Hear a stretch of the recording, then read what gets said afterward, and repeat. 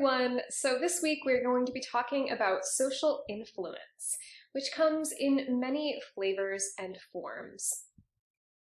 And so to get us started, just thinking about this general domain, I want you to think of a time recently when you tried to get somebody else to do something that you wanted.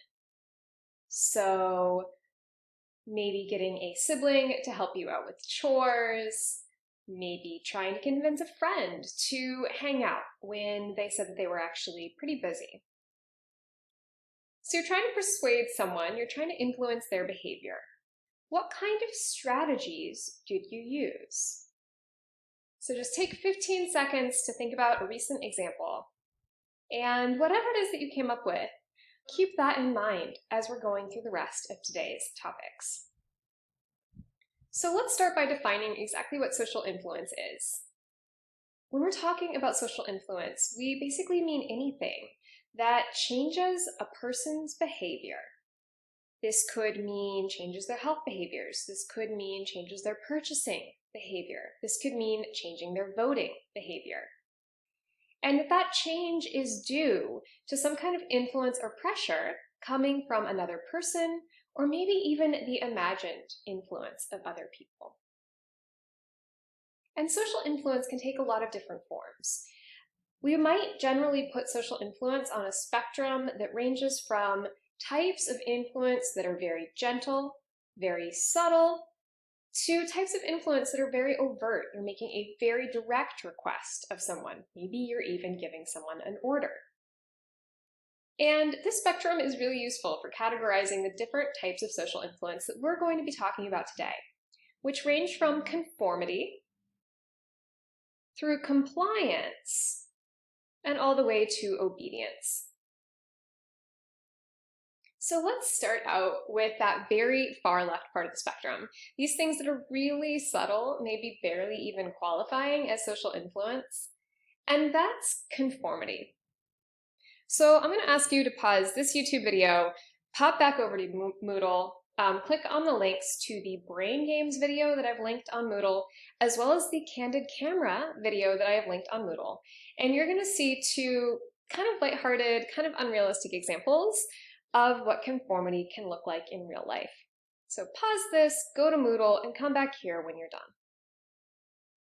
All right, so we just saw people doing some kind of ridiculous things in public, seemingly due to the behavior of people around them. Why is it that we're willing to kind of make fools out of ourselves due to social pressure, even subtle social pressure? Well, social psychologists have proposed that we tend to fall prey to social influence the most when social influence attempts seem to satisfy one of our basic motives. Now, when I'm talking about basic motives here, I mean something just a touch different than those fundamental motives we talked about earlier. This is not so much about protecting yourself or finding mates, but you might find some points of connection.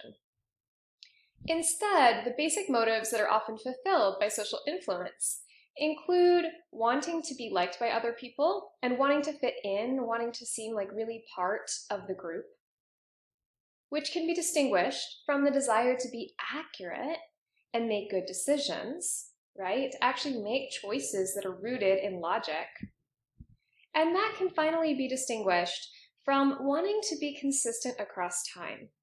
Consistent with ourselves across time, and consistent with commitments or promises that we've made to other people. So wanting to be liked, you might remember that as connecting to that fundamental motive of belonging. Wanting to be accurate or make good decisions could loosely be connected to the motive to understand ourselves and others, just understanding the social world in an accurate way, although it's a hair different. And wanting to be consistent and honor commitments, that might sound kind of familiar because of what we've just talked about with balance theory and cognitive dissonance. So these things all do kind of connect together, right? Wanting to be liked, wanting to be right or accurate, and wanting to be consistent. So now let's focus in specifically on conformity. This would be situations where you are changing your behavior to match the actions or responses or choices of other people. This is not an instance where somebody is requesting that you do something directly or commanding you to do something. Instead, this is kind of like that waiting room example. That woman walks into the dentist's office, she sees a bunch of other people engaging in a specific behavior, and it starts to get really uncomfortable not to do the same thing. It's really uncomfortable to be the lone person who is holding out. And so that's conformity, starting to mimic the behavior of other people, right? Even if no one is telling you what you need to do. And so conformity leads us to things like this, making terrible aesthetic personal grooming decisions, not because anyone tells you you need to do it, but because it starts to feel good and be really appealing to fit in. Let's also connect this to our current circumstances. I know this was very acute for me. In the really early days of the pandemic, when my partner and I were going to the grocery store, I started to see more and more people wearing masks. And this is actually when we were getting that really confusing guidance from the CDC that maybe wearing masks was not a good thing to do because it was depriving healthcare workers of PPE. But there was a certain threshold moment that we reached when I started to see maybe 50 or 60% of people in the grocery store wearing a mask, where I started to really seriously consider, okay, should I be getting fabric? Should I be making one of these for myself? That's conformity.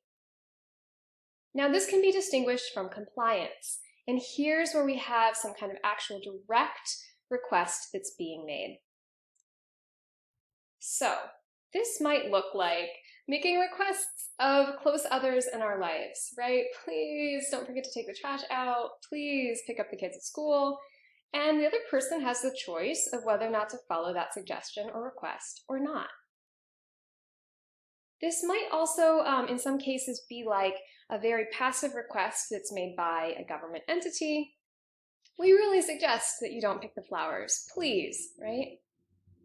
And again, to connect this to the current pandemic situation, this would be like the CDC trying to offer really strong encouragement and suggestions about how you should change your health behaviors.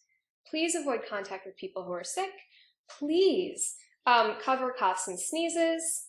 Avoid touching your eyes and nose. Is this a law? Is this a rule? No, right? It's not a command, but it is a request. And so that would be compliance. And this is where we get that subtle distinction from obedience. Now, obedience is the other end of the spectrum. It's when there's very strong social pressure. And what amps up that social pressure? Well, it could be that the request is becoming an order. Not just please don't pick the flowers, but you cannot pick the flowers. Or that the request or order is coming from someone with authority, with power to sanction or punish you, right? And so what might this look like?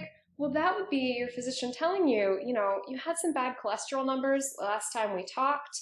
I'm instructing you to take this pill, start exercising 3 times a week, and eat differently. That would be obedience because there's authority. It could also be somebody who's vested with legal authority, like a school crossing guard, who is telling you when you can or can't cross the street. It's not a request, it's an order, right? And so this is obedience. And finally, in our current circumstances, this would be like situations where it's not just suggested health behaviors, it is a requirement. If you want to go into the store or restaurant, you actually need to wear a face covering. That would be obedience. So, after that brief overview of conformity and compliance and obedience, the next thing that's up on the roster is checking out one of the very original studies on the sort of surprising power of conformity. And this is the Ash line judgment studies. You're going to be watching a quick video that actually shows that whole experimental paradigm and what Solomon Ash found. See you next time.